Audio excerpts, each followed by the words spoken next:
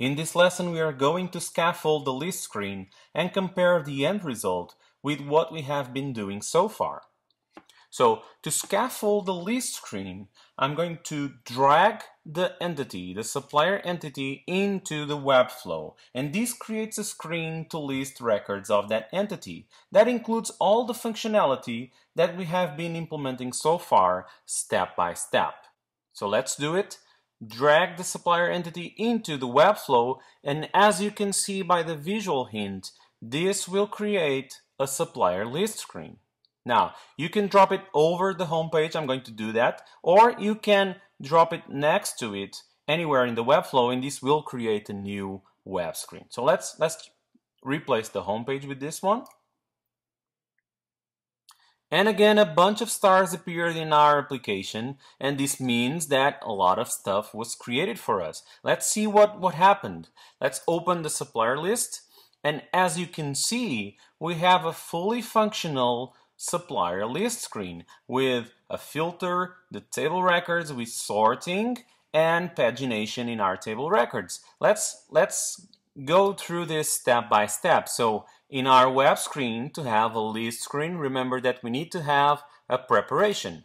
So here it is. And on this preparation, we need to have a query over the supplier entity. And this query, here it is, it returns the supplier entity. It includes a search filter, a search keyword, and the order by for that functionality in our screen, for sorting the columns in our screen.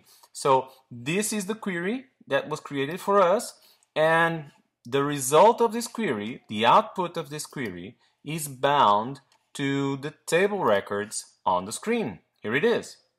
And then we have 4 columns of our entity. We can add the remaining one if we want. We can add the website here, there, and you'll notice that for each one of the columns we already have there the sorting functionality implemented for each one of these screens. And we also have the pagination implemented for this list, and both of these actions, they go to a screen action, the refresh supplier table. And this screen action, let me go through it.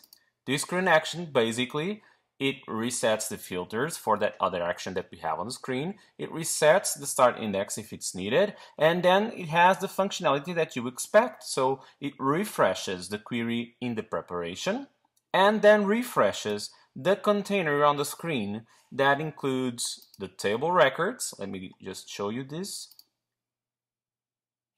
So this container here, it includes the search filter, the table records, and the pagination. So let's publish and see how this looks in the browser.